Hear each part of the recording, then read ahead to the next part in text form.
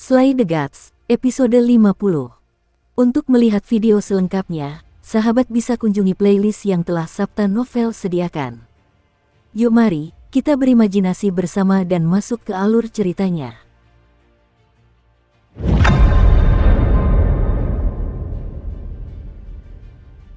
Kring kring kring, terdengar suara siulan tajam dan menusuk, dan Lin Qiye membuka matanya, segera bangun dari tempat tidur, dan mulai mengenakan seragam militernya. Di seberangnya, Baili Pangpang juga duduk di tempat tidur, mendengkur dengan mata tertutup, tetapi tangannya tidak berhenti berpakaian. Dia selesai berpakaian, dan tubuhnya mulai bergoyang sedikit, seolah-olah dia akan tertidur lagi. Lin Qiye mengambil sandal dan melemparkannya ke kepalanya, yang membuatnya tersadar dari linglung. Keduanya mendorong pintu hingga terbuka dan berlari cepat menuju tempat latihan di kejauhan. Haoh menguap. Sambil menguap, Baili Pangpang mendesah, setelah berhari-hari berada di luar, aku merasa tempat tidur di kamp ini masih yang paling nyaman untuk tidur. Lalu, seolah teringat sesuatu, dia berbicara dengan terkejut. Tunggu sebentar, bukankah sesi latihan fisik kita sudah selesai? Kenapa kita harus bangun sepagi ini? Lin Qiye memutar matanya. Berakhirnya latihan fisik bukan berarti berakhirnya latihan intensif. Selain tidak perlu mengangkat beban dari pagi hingga malam setiap hari, semuanya sama seperti sebelumnya. Oke, tak lama kemudian, semua orang berkumpul di lapangan latihan, gerakan mereka cepat dan tersinkronisasi. Kali ini, bukan hanya instruktur Hong yang berdiri di panggung pelatihan, tetapi semua instruktur lainnya juga hadir. Yuan Gang berdiri di depan para instruktur, dengan tenang menatap Lin Qiye dan yang lainnya di bawah. Berbeda dengan sebelumnya, hari ini semua instruktur berpakaian sangat rapi, dan banyak di antara mereka yang mengenakan medali di dada, ada yang berukuran besar dan ada yang kecil, dan semuanya berwarna-warni. Dari semua instruktur, Yuan Gang memiliki medali terbanyak, termasuk 3 medali biru tua yang dibuat dengan sangat indah. Jika diamati lebih dekat, seseorang hampir bisa melihat bintang yang luar biasa di dalamnya. 7 malam, apa kau tidak merasa, sepertinya jumlah instrukturnya berkurang? Tatapan Baili Pangpang menyapu panggung, raut keraguan muncul di matanya, dan ia bertanya dengan suara rendah. Lin Qiye mengangguk sedikit, 3 orang hilang. Setelah menghabiskan setengah tahun bersama, ia teringat semua instruktur. Saat ini, 3 orang hilang dari barisan instruktur, dan Lin Qiye dapat mengetahuinya hanya dengan sekali lihat. Ia bahkan dapat menyebutkan nama ketiga instruktur yang hilang itu dengan akurat. Di mana mereka? Aku tidak tahu, tapi aku ragu ini akan berakhir dengan baik. Ia masih ingat betul rudal-rudal yang jatuh dari langit ketika para rekrutan baru diangkut keluar dari kamp. Ia yakin tidak ada pengkhianat di kamp itu, mengingat betapa akuratnya musuh melacak pergerakan mereka. Jika tidak terjadi hal yang tak terduga, ketiga instruktur yang hilang itu seharusnya menjadi mata-mata di kamp. Apa gunanya mata-mata? Yuan Gang tampaknya tidak menjelaskan maksud instruktur yang menghilang itu. Ia melirik semua orang dan berkata dengan suara berat, "Sesi latihan pagi hari ini dibatalkan." Mendengar ini, semua orang yang hadir sedikit terkejut. Kemudian, kata-kata Yuan Gang selanjutnya membuat napas mereka terasa berat. "Alasan utama saya mengumpulkan kalian semua di sini adalah untuk memberikan medali kepada beberapa dari kalian." Pemberian medali. Mereka hanyalah rekrutan baru yang bahkan belum meninggalkan kamp pelatihan, namun beberapa dari mereka telah menerima penghargaan. Saat itu, salah satu rekrutan baru menyadari sesuatu dan menoleh ke arah Lin Qiye. Mereka yang berada di mobil yang sama dengan Lin Qiye saat meninggalkan kamp pada saat itu semua melihat cahaya hitam yang menghalangi semua pecahan peluru. Meskipun beberapa orang tidak menyadari apa yang terjadi pada saat itu, mereka kemudian menebak apa yang terjadi. Lin Qiye kemudian teringat bahwa ketika mereka berada di rumah Hong Ying, instruktur Hong telah menyebutkan bahwa dia harus dianugerahi medali kali ini. Mengingat beberapa orang mungkin belum memahami dengan jelas bagaimana pembagian manfaat Night's Watch, saya akan memberikan pengantar singkat di sini. Penghargaan yang diterima Night's Watch kita berbeda dengan penghargaan yang diterima oleh pasukan reguler. Penghargaan tersebut dibagi menjadi 4 jenis, diurutkan dari yang termudah hingga tersulit untuk diperoleh: medali Spark, medali Starlight, medali Starry Sky, dan medali Sea of Stars. Yuan Gang dengan santai melepas lencana merah muda dari dadanya. Ini adalah medali Spark, medali yang paling mudah didapatkan. Biasanya diberikan setelah menyelesaikan misi pemusnahan misterius yang penting atau melindungi nyawa banyak orang. Dia menggantungkan kembali medali Starfire di dadanya dan melepas medali biru muda lainnya. Ini adalah medali Starlight. Dibandingkan dengan medali Spark, perolehannya jauh lebih sulit. Umumnya, perolehannya hanya dapat dilakukan setelah menyelesaikan misteri berisiko tinggi atau memadamkan bencana berskala besar. Akhirnya, ia mengeluarkan medali biru tua yang sangat indah. Permukaan kristalnya berkilauan dengan cahaya bintang redup di bawah sinar matahari pagi. Ini adalah medali bintang yang hanya bisa diperoleh setelah menyelesaikan misteri level tanpa batas atau memadamkan peristiwa besar yang dapat menyebabkan keresahan sosial. Medali ini sangat langka, dan kurang dari 1% dari seluruh organisasi Nightwatch bisa mendapatkan medali ini. Yuan Gang dengan hikmat menggantungkan kembali medali bintang di dadanya dan melanjutkan, sedangkan untuk medali Laut Berbintang itu adalah penghargaan tertinggi yang bisa didapatkan oleh seorang penjaga malam. Hanya 10 orang di seluruh dinasti Xia Agung yang memiliki medali ini, dan bahkan para petinggi penjaga malam pun tidak dapat memberikan standar khusus tentang cara mendapatkannya. Laporan. Berbicara, instruktur, tanpa standar yang jelas, bagaimana kita menentukan apakah seseorang memenuhi syarat untuk medali ini? Ketika semua orang menganggapmu pantas mendapatkannya, mereka tentu akan memberikannya kepadamu, kata Yuan Gang dengan tenang. Jika kita harus menggunakan standar, satu-satunya orang yang telah menerima medali Laut Bintang dalam 5 tahun terakhir adalah Wang Mian dari pasukan bertopeng. 5 tahun yang lalu, Yamata no Orochi, dewa dengan nomor urut 040, mendarat di Laut Cina Timur. Wang Mian mengorbankan masa hidupnya untuk melakukan perjalanan melintasi waktu, kembali ke 1 jam sebelum Yamata no Orochi mendarat. Ia memerintahkan evakuasi penduduk di beberapa wilayah pesisir sekitarnya dan memimpin pasukan bertopeng dalam pertempuran sengit melawan Yamata no Orochi selama setengah jam, bertahan hingga seorang manusia turun, menyelamatkan puluhan juta orang. Jika salah satu dari Anda merasa telah memberikan kontribusi yang lebih besar daripadanya di masa mendatang, Anda dapat mengajukan permohonan medali Laut Berbintang. Semua orang di antara hadirin terdiam. Lin Qiye juga diam-diam terkejut. Ia tidak menyangka bahwa pendaratan mistis di Laut Cina Timur benar-benar terjadi 5 tahun yang lalu. Ia samar-samar ingat pernah membaca artikel berita tentang tsunami besar di Laut Cina Timur 5 tahun yang lalu. Ia tidak pernah membayangkan bahwa kebenaran di balik peristiwa itu seperti ini. Apa yang tidak pernah ia duga adalah, lelaki yang lembut dan pendiam itu telah melakukan perbuatan seperti itu. Selanjutnya, saya akan mengumumkan orang pertama yang menerima medali. Yuan Gang mengambil kotak hitam kecil dari instruktur di belakangnya, tatapannya menyapu kerumunan, dan dengan tenang mulai berbicara.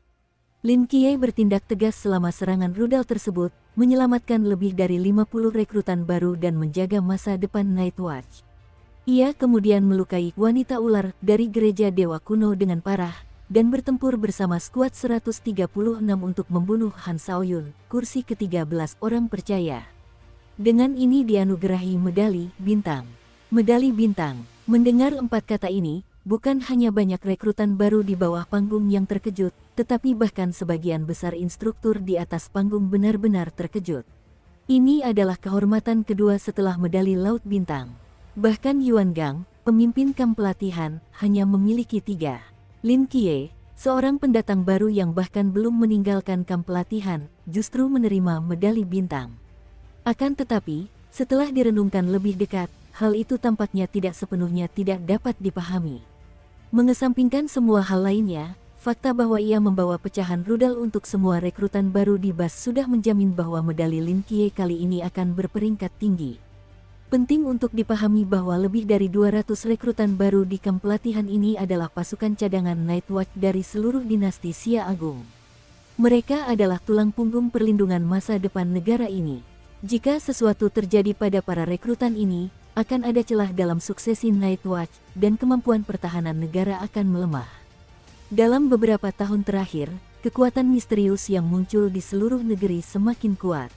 Jika kekuatan Nightwatch terganggu, kerusakannya tidak akan terbatas hanya pada satu kota atau wilayah, melainkan akan menjadi krisis besar yang melanda seluruh wilayah. Dari perspektif ini saja, tindakan Lin Qiye memenuhi syarat untuk menenangkan peristiwa berskala besar yang dapat menyebabkan keresahan sosial. Mengenai melukai wanita ular dengan serius dan bekerja sama untuk membunuh Han Shaoyun, tampaknya itu masalah besar, tetapi dari perspektif seluruh negeri, itu masalah kecil. Lagi pula, seorang agen Medusa di alam, kolam, dan seorang penganut alam, laut tidak mungkin menimbulkan masalah besar. Ada hal lain yang hanya sedikit orang yang dapat mengerti. Karena Lin Qiye memiliki kontak langsung dengan orang-orang dari gereja dewa kuno dan melukai wanita ular dengan serius, itu berarti dia menolak perekrutan gereja dewa kuno dan dengan tegas berdiri di pihak penjaga malam. Pemimpin Night's Watch merasa tidak masuk akal untuk tidak memberi penghargaan kepada agen dewa ganda atas pendirian tegas seperti itu. Hadiah seperti apa yang sebaiknya kita berikan?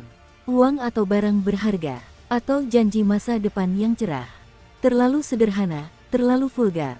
Secara kebetulan belaka, laporan aplikasi prestasi lain untuk Lin Qiye diserahkan, dan mereka tentu saja berusaha semaksimal mungkin untuk membuat hadiah ini lebih mengesankan. Didorong oleh berbagai faktor, medali bintang Lin Qiye tidak bisa lebih masuk akal. Lin Qiye, naiklah dan terima medalimu. Suara Yuan Gang terdengar, menyadarkan Lin Qiye. Ia pun segera melangkah ke panggung seni bela diri. Yuan Gang berjalan ke sisi Lin Qiye dan perlahan membuka kotak hitam kecil di tangannya. Di ceruk sutra gelap itu, sebuah medali biru tua yang berkilauan bersinar terang, dan di dalam kristal itu, tampak seolah-olah sebuah bintang yang bersinar tertanam. Yuan Gang dengan hikmat mengambil medali bintang dan menggantungkannya di dada Lin Qiye. Lin Qiye menarik napas dalam-dalam dan memberi Yuan Gang hormat militer standar. Di tengah tatapan iri dan cemburu dari kerumunan, Lin Qiye perlahan menuruni tangga dan bergabung kembali dengan kelompok. Baili Pangpang menelan ludah dan mengacungkan jempol pada Lin Qiye. 7 malam, luar biasa. Dukung terus channel YouTube Sabta Novel. Setelah Lin Qiye, nama orang kedua yang dianugerahi medali diumumkan oleh Yuan Gang, yang melampaui harapan semua orang. Shen Qingzu, atas tindakannya yang tepat waktu dalam mengatasi mata penghancur bencana angin besar menyelamatkan separuh kota dari kehancuran, dianugerahi medali malam berbintang. Astaga, kau pria yang lancang. Mata Baili Pangpang terbelalak. Semua orang menoleh ke arah Shen Qingzu yang tampak kebingungan. Ia menatap Yuan Gang di atas panggung dengan ekspresi yang seolah berkata, "Kau bercanda." Setelah memastikan bahwa Yuan Gang tidak bercanda, Shen Qingzu menguatkan dirinya dan berjalan selangkah demi selangkah menuju panggung seni bela diri. Ia sendiri tidak pernah menyangka bahwa jentikan jarinya secara tidak terduga akan menyelamatkan separuh Changnan. Setelah menerima medalinya, Shen Qingzu benar-benar kebingungan, menuruni tangga dengan linglung, lalu kembali ke unitnya dalam keadaan yang sama sekali berbeda. Ia merasa dunia telah menjadi gila. Ketika Yuan Gang memberi perintah untuk bubar, semua orang bergegas pergi makan. Deng Wei, Li Jia, dan Li Liang, 3 pengikutnya, segera mengelilingi Shen Qingzu, mata mereka dipenuhi kekaguman. "Saudara Shen, kapan kamu pernah menyelamatkan kota Changnan?" "Iya, Saudara Shen, bukankah kamu pergi mencari uang? Kok kamu dapat medali?" "Saudara Shen benar-benar saudara Shenku, dia luar biasa." Dikelilingi oleh ketiganya, Shen Qingzu terbatuk 2 kali dan dengan bangga mengangkat kepalanya. "Cih, lihat deh kalian orang desa. Itu cuma medali Starsin, kan? Nanti aku dapat medali yang jauh lebih keren lagi. Saudara Shen hebat sekali. Saudara Shen hebat sekali." Melihat ini, Baili Pangpang menyeringai, orang sombong itu melakukannya lagi. "Tidak, aku harus menghentikan kesombongannya." Setelah mengatakan itu, Baili Pangpang menarik napas dalam-dalam dan berteriak sekeras-kerasnya. 7 malam adalah yang terkuat. 7 Nights adalah yang paling tampan. 7 Nights sungguh mengagumkan. Mendengar kata-kata ini, semua orang di seberang mereka menoleh dan menatap Lin Qiye dan rekannya dengan ekspresi tidak bersahabat. Lin Qiye memutar bola matanya dan menamparkan belakang kepala Baili Pangpang. "Kamu anak kecil, ayo, kita makan." Oh, setelah pelatihan fisik berakhir, program pelatihan para rekrutan menjadi jauh lebih bervariasi dan beragam. Panduan taktis, latihan simulasi, prinsip-prinsip reruntuhan terlarang, latihan tempur, dan bahkan serangkaian lengkap cerita mitologi dunia, serta beberapa penjelasan tentang reruntuhan terlarang berisiko tinggi yang muncul di masa sekarang. Jika 6 bulan sebelumnya latihan fisik sepenuhnya dihabiskan di luar ruangan, sekarang 80% program latihan mereka terdiri dari pengetahuan teoritis yang perlu dipelajari di kelas. Ini memberi Lin Qiye perasaan seperti pergi ke universitas, atau lebih tepatnya, pergi ke akademi militer. Bagi kebanyakan orang, ini bagaikan surga dibandingkan hari-hari ketika mereka akan pingsan karena kelelahan di lapangan latihan. Namun, ada sekelompok kecil orang yang menolak mempelajari pengetahuan teoretis hingga ke seluruh sel tubuh mereka. Apa hakikat kekuatan spiritual? Di podium, seorang instruktur berkacamata hitam perlahan mulai berbicara. Tatapannya menyapu semua orang di kelas, akhirnya tertuju pada seseorang di barisan paling belakang. Shen Qingsu. Shen Qingsu yang sedang tidur di atas meja, perlahan mengangkat kepalanya dan menatap instruktur Gu dengan tatapan mengantuk. Apa hakikat kekuatan spiritual? Aku tidak akan lari 10 putaran. Oke. Shen Qingsu tampak hidup, berlari keluar kelas bagaikan embusan angin dan mulai berlari mengelilingi taman bermain dengan penuh energi. Instruktur Gu menghela napas dan mulai memilih target lagi, akhirnya memilih Lin Qiye. Lin Qiye, apakah kamu kenal? Inti dari kekuatan mental adalah kekuatan supernatural yang dihasilkan oleh aktivitas sadar dalam keadaan tertentu, ujar Lin Qiye dengan tenang sambil berdiri. Instruktur Gu mengangguk, dengan sedikit tanda setuju di matanya. Bagus sekali. Saya harap semua orang mengerti bahwa teori sama pentingnya dengan pertarungan praktis dalam proses mengungkap misteri. Kita harus selalu menjaga sikap pembelajar, mencari dan meneliti. Hanya melalui refleksi dan pemikiran dialektis yang konstan, kita dapat memahami kebenaran dunia. Mendengar ini, Lin Qiye tiba-tiba mendapat kilasan inspirasi, seolah-olah dia telah memikirkan sesuatu. Instruktur Gu hendak melanjutkan berbicara ketika dia menyadari bahwa Lin Qiye belum duduk. Kenapa kamu masih berdiri di sana? Lin Qiye merenung sejenak, lalu bertanya, Instruktur Gu, apakah Anda sangat berpengetahuan? Instruktur itu terkekeh pelan dan berkata dengan angkuh, saya seorang profesor di Universitas Tsinghua. Bagaimana menurutmu, instruktur, bolehkah saya bertanya sesuatu? Silakan bertanya, kata instruktur Gu sambil membetulkan kacamatanya. Apakah menurut Anda dunia tempat kita tinggal saat ini nyata? Instruktur Gu terkejut ketika mendengar pertanyaan itu.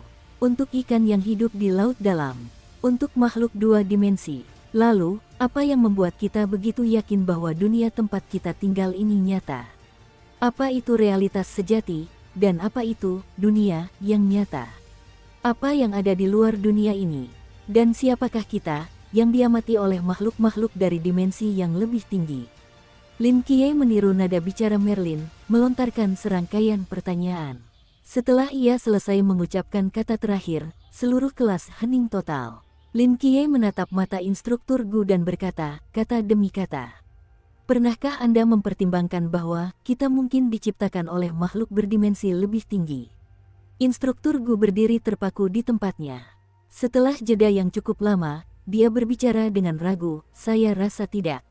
Kenapa? Secercah kegembiraan muncul di mata Lin Qiye. Apakah kau punya bukti untuk membantah teoriku? Untuk membuktikan realitas dunia ini?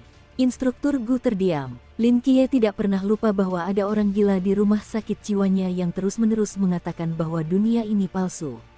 Merlin telah dibebaskan beberapa waktu lalu, tetapi sekeras apapun Lin Qiye mencoba, ia tidak dapat melanjutkan perawatannya.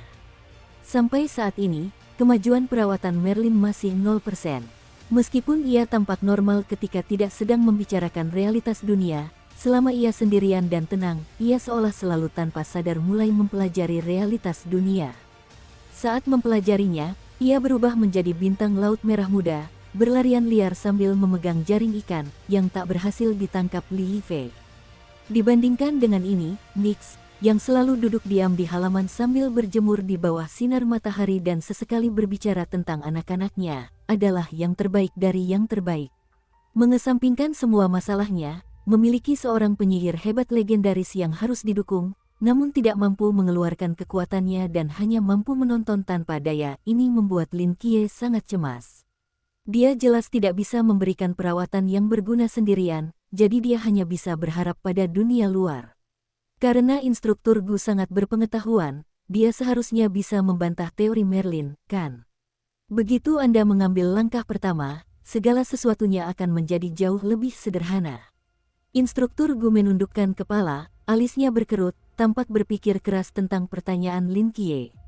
Tatapannya berubah dari tenang menjadi terkejut, lalu terkejut, dan akhirnya bingung. Setelah berpikir sekitar 5 menit, instruktur Gu mengangkat kepalanya dan menarik napas dalam-dalam. Lin Qiye, pertanyaanmu sangat bagus, tapi aku belum bisa menjawabnya sekarang. Tunggu aku kembali dan mempelajarinya, nanti aku akan menjawabnya. Ia kemudian menegaskan kembali, mencari kebenaran dan terlibat dalam pemikiran dialektis adalah hal yang harus dilakukan setiap mahasiswa, dan saya pun demikian. Jangan khawatir, saya tidak akan menghindari masalah ini. Beri saya waktu, dan saya pasti akan memberi Anda jawabannya. Mata instruktur Gu penuh dengan tekad. Lin Qiye mengangguk dan duduk kembali di kursinya. Pelajaran teori berjalan seperti biasa, tetapi beberapa orang yang jeli memperhatikan bahwa instruktur Gu tampak agak terganggu hari ini.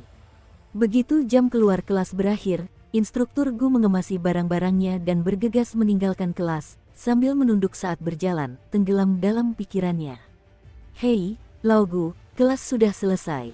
Instruktur Hong menghampirinya di koridor, tersenyum dan melambaikan tangan. Oke, tentu. Instruktur Gu bahkan tidak melirik instruktur Hong, memberikan jawaban asal-asalan, dan bergegas melewatinya. Instruktur Hong berdiri di sana, agak bingung, memperhatikan sosok instruktur Gu yang pergi, dan menggaruk kepalanya. Ada apa dengan Lao Gu? Instruktur Han Li kebetulan berjalan mendekat dan bertanya dengan heran ketika melihat pemandangan ini. Instruktur Hong menggeleng. Entahlah, rasanya seperti kerasukan. Sudahlah, terserah. Tempat pelatihan. Pelatihan penggunaan reruntuhan terlarang. Dalam penggunaan reruntuhan terlarang, kriteria evaluasi yang paling penting dapat dibagi menjadi 3 kategori. Kategori pertama adalah kekuatan dan daya mematikan area terlarang. Faktor ini terutama bergantung pada area terlarang itu sendiri dan merupakan faktor yang telah ditentukan sebelumnya yang tidak dapat dipengaruhi oleh manusia. Kategori kedua menyangkut kompatibilitas antara pengguna dan alam terlarang itu sendiri selama penggunaannya. Apakah Anda benar-benar memahami alam terlarang Anda dan tahu cara menggunakannya untuk memaksimalkan kekuatannya? Hal ini hanya dapat dicapai melalui interaksi dan penyempurnaan jangka panjang dengan alam terlarang, tidak ada orang lain yang dapat membantu Anda dalam hal ini. Kategori ketiga menyangkut durasi dan cakupan area terlarang. Sederhananya, kedua poin ini bermuara pada satu hal, pengendalian energi mental yang tepat. Inilah tujuan pelatihan kita. Di platform pelatihan, seorang instruktur membuka 2 kotak kardus besar di belakangnya dan mengeluarkan sebuah jam tangan perak. Alat ini disebut es, dan terkadang kami dengan sayang menyebutnya detonator akrobatik. Setelah dikenakan di pergelangan tangan, alat ini akan terus mengeluarkan semacam arus mental 24 jam sehari. Arus mental ini tidak akan menyebabkan cedera fatal, tetapi akan merangsang otot-otot Anda dan membuat Anda melakukan gerakan-gerakan yang luar biasa. Tugas Anda adalah menggunakan kekuatan mental Anda secara terus-menerus selama 24 jam untuk melawan arus mental ini dan menjaga keseimbangan antara kekuatan mental dan arus tersebut. Jika daya mental yang dikeluarkan tidak mencukupi, arus akan mengalir melalui tubuh Anda. Namun, jika daya mental yang dikeluarkan terlalu kuat, es akan memicu respons stres dan memungkinkan arus yang lebih besar mengalir melalui tubuh Anda. Terlebih lagi, besarnya arus keluarannya bervariasi secara tidak teratur, yang berarti Anda harus terus-menerus menyesuaikan keluaran energi mental Anda sesuai dengan perubahan ini, tidak terlalu banyak, tidak terlalu sedikit, bahkan saat tidur atau makan, Anda harus menjaga keseimbangan ini, jika tidak. Senyum tersungging di bibir sang instruktur. Singkatnya, kalian harus melatih pengendalian mental kalian agar menjadi naluri. Mulai sekarang, es akan mendampingi kalian hingga akhir camp pelatihan. Jangan mencoba melepaskannya, atau akan menimbulkan konsekuensi serius. Selanjutnya, satu persatu, dalam antrian, maju untuk menerima jam tangan Anda. Di tengah tatapan penasaran para rekrutan baru, setiap orang naik ke atas panggung untuk menerima salah satu jam tangan perak ini, dan kemudian mulai mengutak-atiknya. Jam tangan ini jelek sekali, jauh sekali dari Rolex. Bailey Pangpang menatap jam tangan di tangannya dengan sedikit jijik lalu mendesah. Lin Qiye. Pada saat ini, Cao Yuan diam-diam telah mengenakan arloji itu di pergelangan tangannya. Suara mendesing. Saat jam tangannya tertutup, tubuh Cao Yuan tampak gemetar, dan kemudian ia tiba-tiba melakukan salto ke belakang yang sempurna. Lin Qiye dan Bai Li Pangpang menatap Cao Yuan dengan mulut ternganga tak percaya. Cao Yuan berhenti, melirik tali jam di pergelangan tangannya, dan setelah hening sejenak, perlahan berkata, "Jangan lihat aku. Lakukan hal yang sama. Hehe, kamu terlalu banyak berpikir." Bai Li Pangpang terkekeh nakal, perlahan memasang jam tangannya, dan berkata, "Dengan fisikku, apalagi salto ke belakang, aku pasti kesulitan untuk berguling-guling di tanah. Bagaimana mungkin aku?" Suara mendesing. Sebelum Bai Li Pangpang sempat selesai bicara, tubuhnya yang besar tiba-tiba melompat dari tanah, pertama melakukan putaran bebas 720 derajat di udara, lalu mendarat dengan mantap di tanah. Ia kemudian melakukan teknik Thomas Flare dengan backhand, diikuti dengan salto ke belakang yang sangat lincah di lapangan. 1, 2, 3, 4. Di bawah pengawasan semua orang, sosok Bai Li Pangpang perlahan-lahan berguling menjauh ke kejauhan. "Ah, tolong aku, Nanaya, tolong aku." Lin Qiye menyaksikan dalam diam saat Bai Li Pangpang melakukan salto ke belakang sambil bergerak menuju kafetaria dengan kecepatan luar biasa, tenggelam dalam pikirannya.